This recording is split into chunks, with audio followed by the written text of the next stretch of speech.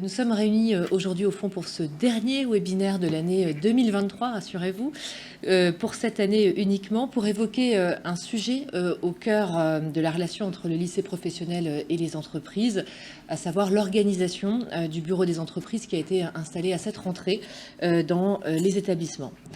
Je voudrais déjà en introduction revenir sur quelques éléments essentiels pour la réforme des lycées professionnels dans les missions qui ont été confiées aux responsables des bureaux des entreprises.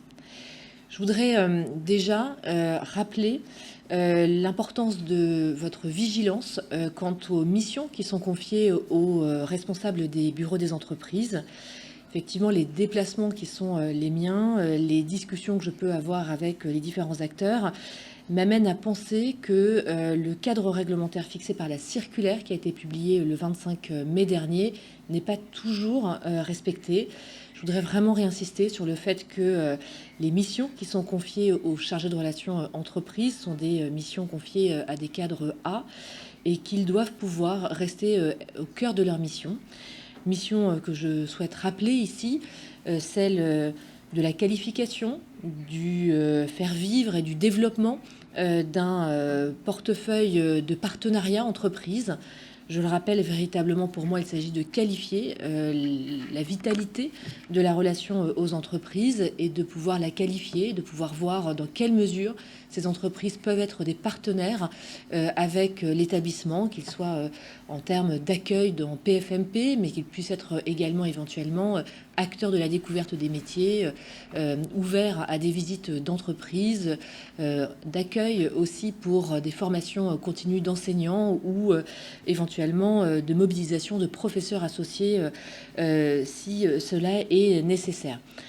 Ils doivent pouvoir aussi être qualifiés sur le mentorat. Demain, nous aurons un développement du mentorat dans nos établissements et c'est important de pouvoir identifier des entreprises qui sont prêtes à mobiliser au sein de leurs équipes des futurs mentors. Tout cela doit pouvoir être réellement activé par les chargés de relations entreprises. La deuxième mission que je rappelle, c'est au fond de faire réseau pour ces jeunes qui, le plus souvent, en lycée professionnel, n'en ont pas. Il s'agit donc de faire en sorte qu'aucun jeune ne fasse pas de PFMP ou fasse des PFMP qui ne soient pas de qualité. C'est important pour moi que ces jeunes aient un interlocuteur bien identifié qui puisse les accompagner au-delà de leur enseignant, bien sûr, sur cette recherche de PFMP lorsque cela est difficile. Je voudrais également que la troisième mission soit bien au cœur des préoccupations de nos chargés de relations entreprises. Je rappelle l'engagement de l'établissement dans le rayonnement de ces formations et le rayonnement des filières de formation qui sont les siennes. Je souhaite vraiment que ces chargés de relations entreprises puissent concourir au développement d'engagement autour des WorldSkills. J'y reviendrai dans quelques instants, des meilleurs apprentis de France, de la découverte des métiers, des concours des métiers des lycées, des concours de chaudronniers ou bien d'autres choses encore. Au fond, comment est-ce qu'on fait rayonner les formations du lycée professionnel vers l'extérieur? Comment est-ce qu'on est fier d'être en lycée professionnel, d'avoir ces formations et de faire connaître cette fierté à l'extérieur auprès des autres élèves, auprès des familles, auprès de l'ensemble de la société. Je voudrais redire que donc leurs missions ne sont pas des missions purement administratives et je ne souhaite pas que nous reportions la charge administrative sur ces chargés de relations entreprises. Je voudrais également insister sur les WorldSkills 2024. Vous le savez, la France accueille en septembre prochain, à la mi-septembre 2024, à Lyon, les WorldSkills internationaux. Nous allons organiser une mobilisation massive et sans précédent pour cette édition.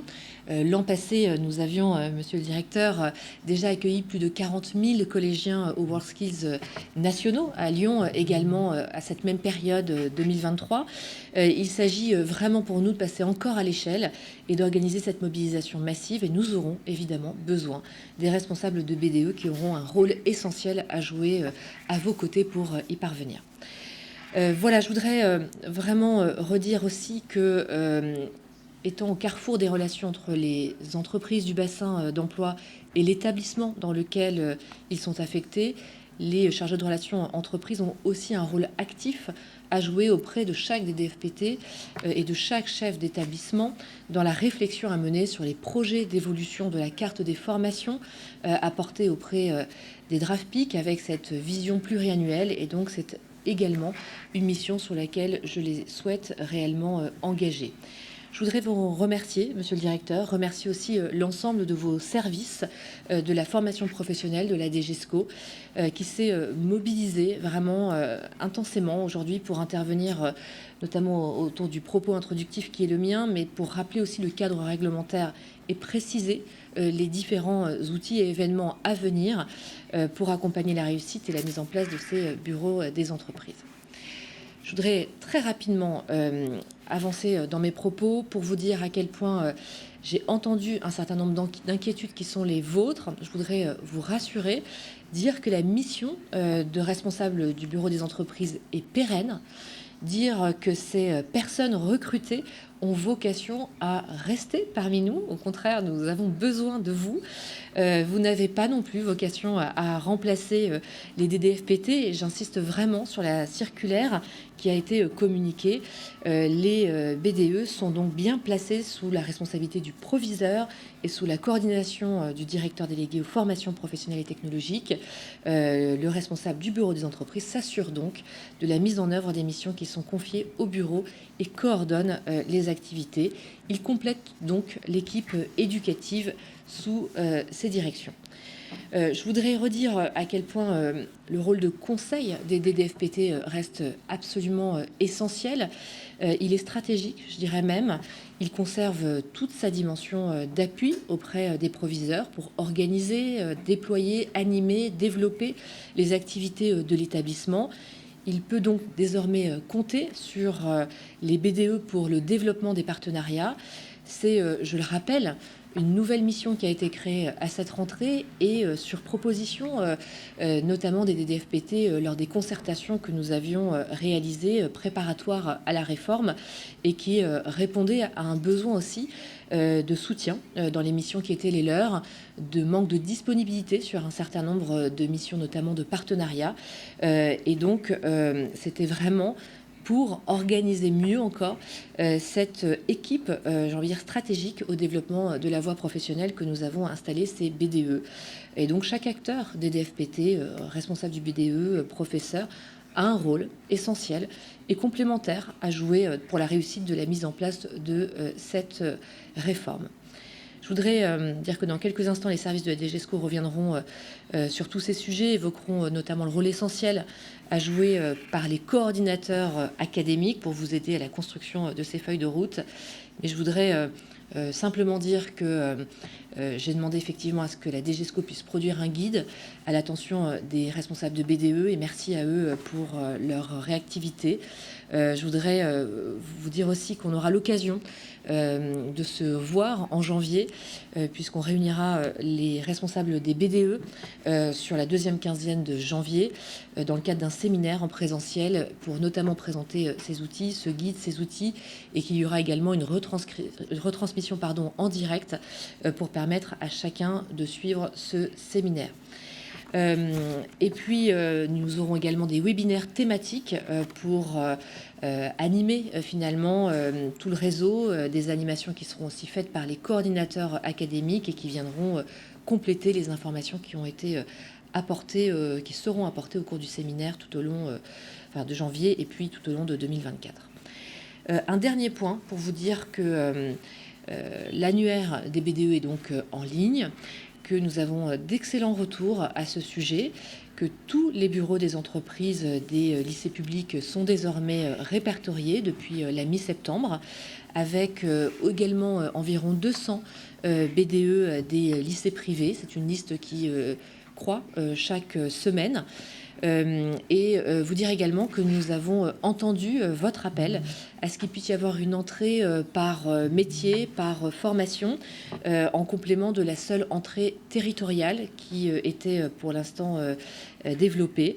Cela a été maintes fois évoqué et nous vous avons donc entendu. Je souhaite remercier les services pour le développement de cette nouvelle approche de l'outil annuaire, puisque c'est désormais déployé. Mesdames, Messieurs, voilà, je voudrais terminer ce propos introductif de ce dernier webinaire de l'année 2023 pour vous dire à quel point je compte bien sûr sur la mise en place des BDE comme un point essentiel de lisibilité de la réforme, de visibilité aussi des formations et des acteurs au sein des lycées professionnels. Cela permettra aussi d'accompagner le rayonnement et le déploiement d'actions auprès de votre réseau de partenaires. Et donc, je crois vraiment que nous devons pouvoir travailler toutes et tous ensemble autour du développement des missions des BDE. J'en profite pour vous souhaiter d'excellentes fêtes de fin d'année à vous, à vos proches. Rechargez-vous bien car janvier sera dense. Nous avons plein de projets évidemment encore à porter. Je voudrais remercier à nouveau toutes les équipes de la DGESCO, monsieur le directeur et vos équipes. Je passe la parole à monsieur Sébastien Béger, chef de bureau de la DGESCO, que je remercie pour sa présence et son implication particulière dans nos travaux. Encore merci, monsieur le directeur Édouard Geffray, pour votre disponibilité et votre clôture de ce webinaire après l'intervention de vos services. Merci à tous, à très bientôt et très belle fête de fin d'année.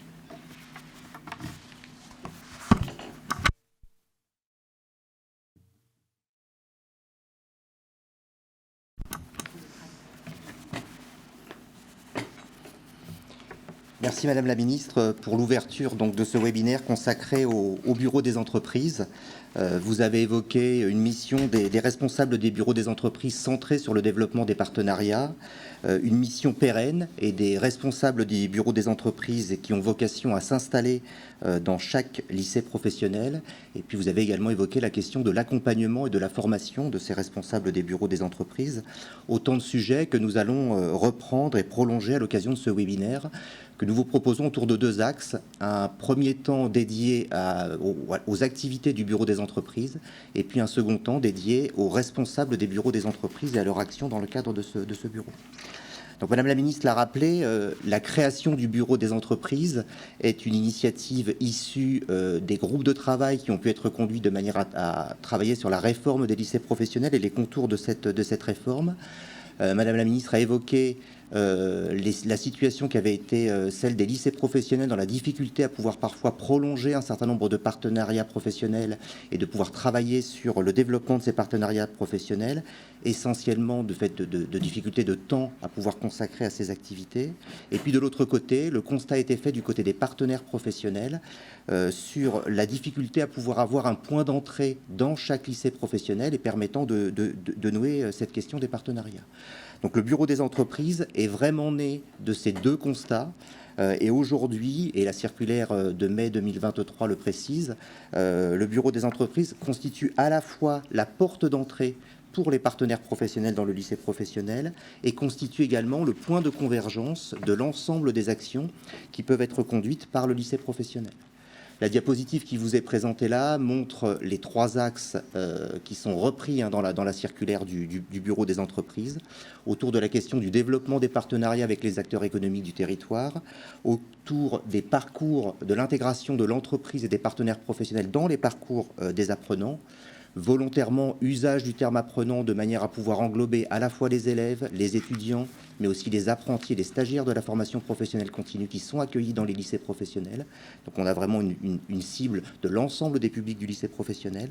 Et puis un dernier axe centré sur l'organisation des temps de formation en milieu professionnel. Alors bien entendu, on a bien conscience qu'en amont de la circulaire de mai 2023 et de la création des bureaux des entreprises et de la place des responsables des bureaux des entreprises dans les lycées professionnels, la relation école-entreprise et les partenariats existaient déjà dans les lycées professionnels. Et l'idée, c'est bien de pouvoir s'emparer de la mesure du bureau des entreprises et de la place du responsable des bureaux des entreprises pour pouvoir voir cette action renforcer, se dynamiser et puis peut-être s'enrichir de nouvelles actions. Alors, sans reprendre l'intégralité des actions qui sont proposées dans la circulaire et qui sont symbolisées par les nuages de mots que vous voyez sur la diapositive, c'est l'occasion de pouvoir travailler avec les partenaires professionnels à la fois sur la question des événements qui peuvent être mis en place dans l'établissement, à la fois sur la place des partenaires professionnels dans les parcours des élèves, à la fois la question des périodes de formation au milieu professionnel, des stages et également des périodes d'alternance pour les apprentis et pour les stagiaires de la formation continue. Et puis également, la ministre l'a rappelé, l'évocation du travail de réflexion mené au sein de chaque lycée professionnel sur la question de l'offre de formation du lycée, coordonnée par les régions académiques au travers de la carte des formations professionnelles initiales. Et puis, bien entendu, autour de ces questions, la question de l'insertion professionnelle et à la fois des jeunes qui sont accueillis dans les lycées et des adultes qui sont en formation. Donc ça, c'est vraiment des axes de travail qui sont proposés en lien avec les partenaires professionnels. Mais le bureau des entreprises, c'est également l'occasion de pouvoir dynamiser le travail qui est mis en place au sein même de l'établissement autour de la question de la relation école-entreprise et des partenariats. C'est la possibilité de regarder comment les partenariats sont formalisés. Est-ce qu'on peut disposer d'une base commune à l'échelle de l'établissement de l'ensemble des partenaires professionnels, qu'ils soient pour des actions conduites ou pour des périodes de formation en milieu professionnel. C'est l'occasion d'agir également collectivement au profit de la perception de la taxe d'apprentissage dans les lycées professionnels, pour lesquels la réglementation a évolué ces derniers mois. La possibilité, bien entendu, de valoriser les parcours des élèves du lycée professionnel par l'intermédiaire de réseaux d'alumni, d'anciens élèves qui pourraient être installés dans les lycées. Et puis, c'est les prolongements de la mise en œuvre d'Avenir Pro dans les lycées professionnels autour du travail construit avec Pôle emploi et avec France Travail à compter du 1er janvier prochain. Et puis, bien entendu, le travail sur la question de la qualité des PFMP, qui est un point qui a été également soulevé par la ministre dans son propos. Donc, ce qui signifie que le bureau des entreprises, depuis septembre 2023, doit pouvoir donner un nouveau souffle, un nouveau développement des partenariats professionnels de la part du lycée professionnel. Et donc, il est important que pour chaque lycée, un état des lieux puisse être construit sur la relation école-entreprise et les partenariats qui pouvaient être mis avant la création des bureaux des entreprises, et qu'à partir de là, une feuille de route du bureau des entreprises puisse être conduite pour voir les actions qui sont à mener en parallèle de ce bureau des entreprises. On le voit, le bureau des entreprises fixe un certain nombre de priorités qui sont définies dans le cadre de la circulaire, et annexé à la circulaire, une synthèse présente les différents attendus du bureau des entreprises, à la fois pour répondre à cette double entrée de points de convergence de la relation école-entreprise et partenariat à l'échelle du lycée, également du point d'entrée unique à l'échelle des partenaires professionnels. Quand on échange avec les partenaires professionnels sur leurs attentes au travers du bureau des entreprises, l'idée est pour eux de pouvoir disposer d'un service et d'un point d'entrée qui soit commun, identique, dans les 2100 lycées professionnels existants, et annexé à la circulaire, la synthèse des attendus constitue une forme de charte qui peut être proposée par rapport à cette entrée du bureau des entreprises. Cette charte, elle prévoit qu'à la fois le bureau des entreprises soit matérialisé dans l'établissement par un lieu physique qui soit facilement accessible et qui soit facilement joignable, à la fois par les bénéficiaires de l'action du bureau des entreprises, mais également par les partenaires professionnels. Bien entendu, elle présente le bureau des entreprises comme étant un service aux enseignants, un service au profit des actions conjointes qui peuvent être mises en place entre le lycée professionnel et les partenaires professionnels, et puis un service autour de l'alternance organisée dans les lycées professionnels, que cette alternance soit pour les publics scolaires, apprentis ou stagiaires de la formation continue, puisqu'il s'agit de faire la liaison entre les différents lieux de formation des élèves constitués. Et puis, pour la première fois, on parle dans cette circulaire et dans cette synthèse des attendus de la question du développement du sentiment d'appartenance du lycéen professionnel à son lycée, de l'envie de garder contact pour le lycéen professionnel une fois son parcours au lycée terminé, de l'envie de garder contact avec le lycée professionnel, et donc pour le lycée professionnel de s'engager dans un suivi des trajectoires professionnelles de ses élèves pour pouvoir vraiment assurer justement le fait que les élèves d'aujourd'hui pourraient dans 10 ans devenir les tuteurs de demain. Peut-être un focus sur la question des réseaux d'établissements qui est évoqué dans cette synthèse des attendus. On voit que les réseaux d'établissements sont de plus en plus importants pour structurer la formation professionnelle et l'appareil de formation de l'éducation nationale dans ce cadre. On a bien entendu les campus des métiers des qualifications qui sont existants, le lycée des métiers qui, par une modification du code de l'éducation durant l'été et une nouvelle circulaire au mois de novembre, permet aujourd'hui une labellisation des lycées des métiers en réseau, avec une appellation lycée des métiers en réseau qui apparaît. Et puis on a un certain nombre de réflexions avec les partenaires professionnels professionnels autour de réseaux construits autour des partenaires professionnels. On a le cas actuellement de réseaux d'établissements construits par exemple autour des réseaux électriques ou autour du nucléaire. Donc on voit l'importance d'agir dans cet esprit réseau et donc d'avoir une activité, des actions des bureaux des entreprises de chaque lycée des professionnels qui puissent s'inscrire dans ces logiques de réseau. Des logiques de réseau qui peuvent être à la fois des réseaux d'établissements de territoire, autour des bassins, autour des départements. Et là, les comités locaux école-entreprise constituent un élément structurant de ces réseaux en territoire. Mais en même temps, d'autres réseaux d'établissements existants autour de filières, et on le voit par l'intermédiaire des campus, autour des filières d'activité de campus, ou possiblement autour des familles de métiers qui peuvent être constituées. Donc on le voit, le bureau des entreprises est bien l'endroit de l'établissement où convergent l'ensemble des actions qui sont conduites en matière de partenariat et de lien avec les partenaires professionnels. Ce qui signifie qu'on a un emploi qui a été créé en tant que responsable du bureau des entreprises, qui est emblématique de ce bureau des entreprises, mais qui n'agit pas seul pour pouvoir répondre à l'ensemble des exigences fixées par la circulaire. Et donc ce travail autour des activités du bureau des entreprises sont bien menées avec le directeur délégué aux formations professionnelles et technologiques, bien entendu avec son assistant technique des DFPT quand il existe, voire parfois avec les coordonnateurs tertiaires quand il n'y a pas de DDFPT dans l'établissement, et puis bien entendu avec le responsable des bureaux des entreprises. Mais c'est aussi l'action autour du bureau des entreprises de l'ensemble de la communauté éducative, et notamment des enseignants, au travers de leur mission d'appui aux élèves en termes de référence d'élèves dans le cadre notamment des périodes de formation au milieu professionnel, des éventuelles heures supplémentaires qui peuvent leur être attribuées pour des missions particulières autour de la relation école-entreprise, ou de l'indemnité pour mission particulière qui peut être confiée.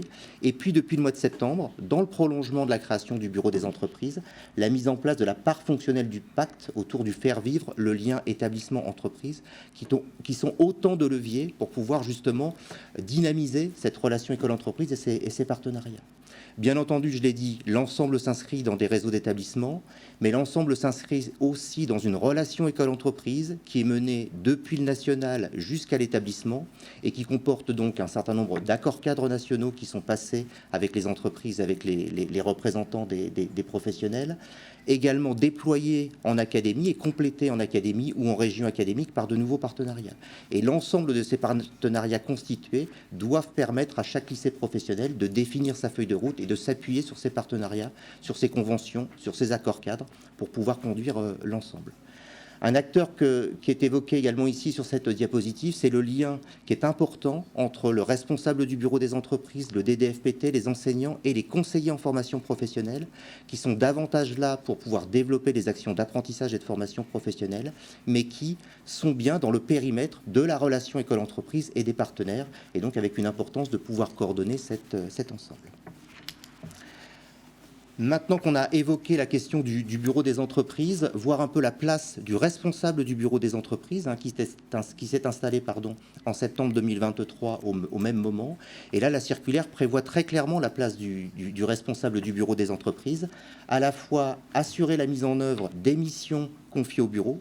Ça signifie que le responsable du bureau des entreprises n'est pas le seul à conduire ces actions, mais ça signifie qu'il s'assure effectivement de leur mise en œuvre avec l'ensemble des autres acteurs que nous avons évoqués tout à l'heure.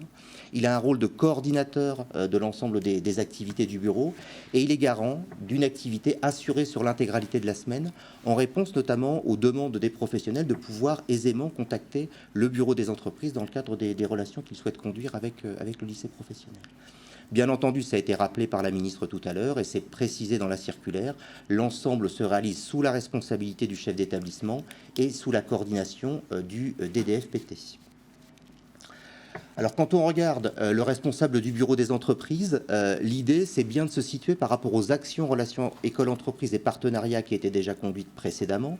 Donc, c'est bien une ressource supplémentaire qui vient alimenter les activités du lycée professionnel autour de la relation école-entreprise et des partenariats. La ministre l'a évoqué tout à l'heure, l'objectif que ce personnel soit affecté dans chaque lycée professionnel, c'est bien qu'il soit au contact permanent des partenaires professionnels. Et c'était un peu le point manquant qui était constaté au moment des groupes de travail qui ont permis de travailler sur la réforme des lycées professionnels. Donc bien entendu, impliqué dans l'ensemble des relations école-entreprise et partenariats, notamment pour regarder quelles sont les actions qui peuvent être mises en place avec les partenaires à l'échelle de l'établissement. Vous en avez un certain nombre de cités ici, il y en a d'autres de prévus dans la circulaire. L'idée, c'est vraiment l'état des lieux fait dans l'établissement, la feuille de route dressée pour le bureau des entreprises, et à partir de là, la mise en place d'un certain nombre d'actions avec les partenaires qui peuvent s'engager dans ce cadre-là. On a le développement des lieux d'accueil à la fois pour les stages et pour les périodes de formation au milieu professionnel, mais également pour la partie des contrats d'apprentissage. Et là, l'idée, c'est de pouvoir qualifier justement là où le partenaire professionnel peut intervenir, pour quel diplôme, quelle spécialité, pour quel niveau de formation. L'idée, c'est de pouvoir avoir la caractérisation de chacun de ces lieux par rapport au public cible de l'établissement. La possibilité, par le biais du responsable du bureau des entreprises, de pouvoir également travailler à la question de la qualité, de la pérennité de la relation avec les partenaires, donc de s'interroger sur le process qu'on a de suivi d'un ensemble de partenariats. Quand on a, souvent ce sont des relations très interpersonnelles qui sont liées entre le lycée professionnel et le partenaire professionnel, et quand on a un des deux membres qui est amené à quitter ses fonctions, eh bien c'est comment on peut assurer justement la continuité de ce partenariat qui est mis en place, et puis du coup la qualité de ce partenariat par la mesure des effets qui peut être proposé par les actions qui peuvent être conduites. Et puis enfin, la ministre l'a évoqué tout à l'heure, à partir du moment où on a un acteur de l'établissement dont la mission est d'être au contact permanent des entreprises, l'idée c'est de bien aller voir du côté des besoins en compétences des entreprises, des besoins d'évolution en termes de métier, et de pouvoir du coup venir alimenter les réflexions qui sont conduites à l'échelle de l'établissement sur la question de l'évolution des offres, et en même temps possiblement sur les perspectives de formation des salariés qui sont proposées dans les entreprises, qui sont attendues par les entreprises, pour voir quelle réponse le lycée professionnel peut faire en termes de mise en œuvre. Donc vous l'avez compris, le lien entre le bureau des entreprises et le responsable du bureau des entreprises, c'est que le bureau des entreprises est vraiment là pour voir converger l'ensemble des actions qui sont conduites autour de la relation avec l'entreprise et des partenariats. On en définit une feuille de route, et cette feuille de route, elle est définie par l'équipe de direction de l'établissement. On a un repérage de l'ensemble des actions qui sont conduites par l'ensemble des acteurs de l'établissement, et à partir de là, on définit la lettre de mission du responsable du bureau des entreprises pour pouvoir orchestrer l'ensemble des actions qui sont conduites. La diapositive qui est proposée est l'occasion de pouvoir mettre en évidence une matrice que l'on avait proposée dès l'installation de la circulaire sur le bureau des entreprises pour faciliter le travail du chef d'établissement à partir de l'ensemble des actions prévues à la circulaire, de pouvoir regarder par rapport à l'état des lieux des actions conduites qui les mènent aujourd'hui, et de pouvoir à partir de là définir la place de chacun des acteurs dans l'établissement par rapport à cette relation avec l'entreprise. Peut-être au-delà des activités du bureau des entreprises, des activités du responsable du bureau des entreprises, vous dressez un état des lieux des responsables des bureaux des entreprises aujourd'hui, de qui ils sont, et voilà ce qui a été souhaité dans la circulaire en termes de mise en œuvre de ces supports de responsables du bureau des entreprises. Donc aujourd'hui, au niveau de l'état des lieux, on a à peu près 1150 équivalents temps plein pour les 1550 lycées professionnels publics. 2 tiers de ces postes sont financés sur du support État, et 1 tiers est financé sur les postes créés par les groupements d'intérêt public formation continue insertion professionnelle dans le cadre du fonds académique de mutualisation. Je vais y revenir juste après. Et pour les établissements privés sous contrat, on a un financement actuellement de 226 responsables des bureaux des entreprises pour les 550 lycées professionnels sous contrat. Le financement pour le privé sous contrat relevant du forfait d'externat, et donc voilà, se mettant en place de manière plus progressive là-dessus. Donc la ministre l'a rappelé, sur ces supports de postes de responsables des bureaux des entreprises, c'est une fonction qui est pérenne dans le lycée professionnel. Et quand on a réfléchi à la place de ces responsables des bureaux des entreprises, il nous a paru important d'avoir un point de convergence entre des personnes qui viennent du monde de l'éducation et d'autres personnes qui puissent venir du monde de l'entreprise. Et donc on retrouve dans les profils des responsables des bureaux des entreprises à la fois des gens qui viennent du secteur de l'éducation et d'autres qui viennent du secteur professionnel. La fonction du responsable du bureau des entreprises n'est pas venu installer un nouveau statut. Il est venu installer dans les lycées professionnels une nouvelle fonction. Et l'idée, c'est que des personnels de statuts différents puissent s'inscrire dans cette dynamique à la fois des personnels enseignants, des personnels d'éducation et des personnels administratifs qui peuvent être soit titulaires, soit contractuels. Et puis on l'a évoqué tout à l'heure par rapport au périmètre du bureau des entreprises. Le bureau des entreprises s'adressant à la fois au public scolaire, apprentis et stagiaires de la formation professionnelle, il était important que ça puisse se traduire dans le financement de ces différents supports et donc un partage du financement entre l'État et puis l'activité apprentissage et formation professionnelle continue de l'Éducation nationale au travers du Fonds académique de mutualisation porté par les JPFCIP. Et c'est par cet intermédiaire qu'il est possible aujourd'hui d'apporter une réponse pour l'ensemble des publics du lycée professionnel au travers du bureau des entreprises et que ça nous amène à avoir de ce fait une réflexion à conduire autour de chaque lycée professionnel sur l'action conjointe du responsable du bureau des entreprises, du DDFPT et du conseiller en formation professionnelle qui chacun sont au contact d'un certain nombre de partenaires professionnels et qui doivent voir converger l'ensemble des réponses qu'ils peuvent apporter. L'idée, c'est que vraiment ces trois acteurs puissent être les représentants de l'ensemble des réponses formation professionnelle de l'Éducation nationale. La ministre a évoqué les questions d'accompagnement et de formation des responsables des bureaux des entreprises. On a souhaité vous diffuser ces éléments pour que vous ayez une lisibilité justement de ce qui est proposé aux responsables des bureaux des entreprises dans ce cadre-là. Donc on a demandé à chaque région académique ou académie en fonction des pilotages qui étaient prévus de la fonction de pouvoir avoir un séminaire d'entrée des responsables des bureaux des entreprises pour pouvoir accompagner leur prise de fonction. Et ça s'est fait entre septembre et octobre en fonction des planifications des académies. Bien entendu, on a demandé à ce que le programme académique de formation des EFC puisse bien être ouvert aux responsables des bureaux des entreprises à leur arrivée en septembre. Et puis, comme le prévoit la circulaire, on a prévu donc l'animation des correspondants académiques ou de régions académiques des bureaux des entreprises. C'est actuellement 50 personnes, inspecteurs ou relevant des services de la formation professionnelle initiale et continue des rectorats, qui peuvent être en soutien des responsables des bureaux des entreprises par rapport à leur action. Et puis, s'est posé la question de l'initiative qu'on pouvait prendre sur la partie formation des responsables des bureaux des entreprises dès la rentrée. Et on a proposé de pouvoir avoir un dispositif qui soit commun aux responsables des bureaux des entreprises, qui étaient tous nouveaux à cette rentrée 2023, avec les nouveaux conseillers en formation professionnelle et les nouveaux DDFPT. Et donc le dispositif qui était existant jusque-là, plutôt spécifiquement pour les conseillers en formation professionnelle, s'est étendu à l'ensemble de ces publics. Et on a depuis le mois d'octobre jusqu'au mois de mars, 25 webinaires de 2 heures qui sont proposés, sur lesquels les responsables des bureaux des entreprises s'inscrivent en fonction du périmètre de l'établissement, puisqu'il y a un certain nombre d'actions qui sont proposées autour des filières de formation professionnelle.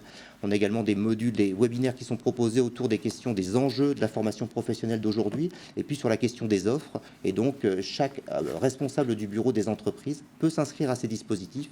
L'ensemble est coordonné par les EAFC dans les académies. Les inscriptions se font, comme pour toute participation au PNF, par l'intermédiaire de Gaïa.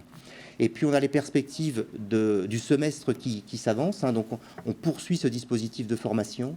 On viendra, la ministre l'a évoqué, proposer un guide sur la coopération entre les partenaires professionnels, le lycée professionnel et les bureaux des entreprises, qui sera diffusé à l'occasion d'une convention de l'ensemble des responsables des bureaux des entreprises, qui se déroulera le 22 janvier. Et puis, dans la continuité, un plan national de formation qui va se dérouler en 2 temps. Un temps où les correspondants académiques et de régions académiques des responsables des bureaux des entreprises vont être réunis à Paris le 24 janvier pour pouvoir les voir réunir leurs responsables des bureaux des entreprises dans le cadre de la coordination de l'ensemble des actions qui sont conduites. Je terminerai sur cette dernière diapositive. La ministre a évoqué effectivement l'annuaire qui a été complété, et à la demande notamment des professionnels, une entrée possible par les entrées métiers, par les entrées diplômes qui est proposée. La dynamique créée autour des responsables du bureau des entreprises amène également nos partenaires professionnels à se structurer autour de ces partenariats. Et vous avez été destinataire dernièrement du site Les entreprises s'engagent, qui propose aux entreprises partenaires de pouvoir faire leurs propositions de services et de pouvoir les transmettre directement au lycée professionnel. Et puis toujours en termes d'appui et de ressources, la page EduScol dédiée au bureau des entreprises qui permet en continuité de pouvoir vous informer sur l'ensemble de la mesure mise en œuvre.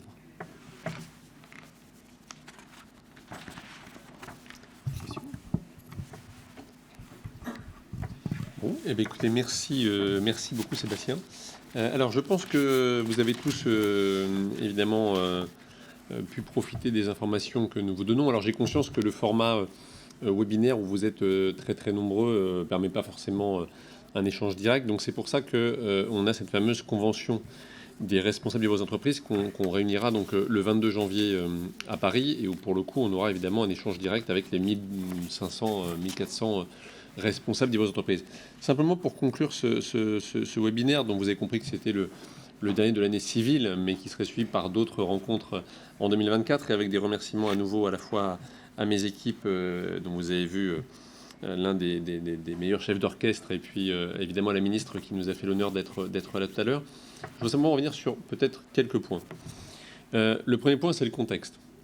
Nous avons une transformation de la professionnelle qui avance bien, et qui s'est traduite par une attractivité renouvelée de la voie professionnelle pour nos élèves. Je le dis parce que pour la première fois cette année, au mois de juin, nous avons eu un bond assez net du nombre d'élèves qui se sont inscrits en voie professionnelle. Alors même, comme vous le savez, par ailleurs, la démographie globale à l'entrée au lycée est plutôt stable, voire en baisse. Et donc, la voie professionnelle retrouve une attractivité qui est forte et qu'on n'avait pas connue depuis maintenant très longtemps. Et ça, c'est parce qu'il y a tout un tas de mesures dont vous êtes évidemment les principaux porteurs, mais dont on a vu les premiers fruits à la rentrée 2023. Vous savez qu'on va gratifier les périodes de formation professionnelle de nos élèves avec une allocation dédiée. Vous savez qu'on met en place un certain nombre d'innovations pédagogiques aussi, avec des enseignements d'ouverture qui n'existaient pas en voie professionnelle. On travaille parallèlement toujours en termes de relations entre l'appétence des élèves, les besoins en termes de métier et d'emploi, et puis notre capacité collective à y répondre sur la carte des formations. On a d'ailleurs créé une mission carte des formations à la DGESCO à la demande de la ministre. Bref, tout ceci est en train de se mettre en place de manière objectivement extrêmement positive, et je me permets du coup de vous remercier de nouveau pour tout cela.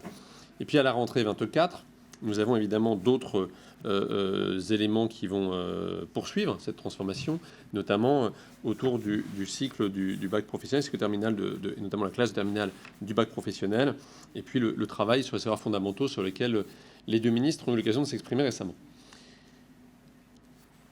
Au milieu de ce paysage, qui est donc un paysage à la fois très construit, progressif et j'allais dire univoque dans le sens de l'attractivité de la professionnelle, et donc de la réussite de nos élèves, ce qui est ce pourquoi nous nous levons tous les matins et nous nous couchons tous les soirs avec la satisfaction du travail accompli, se trouve donc le bureau des entreprises.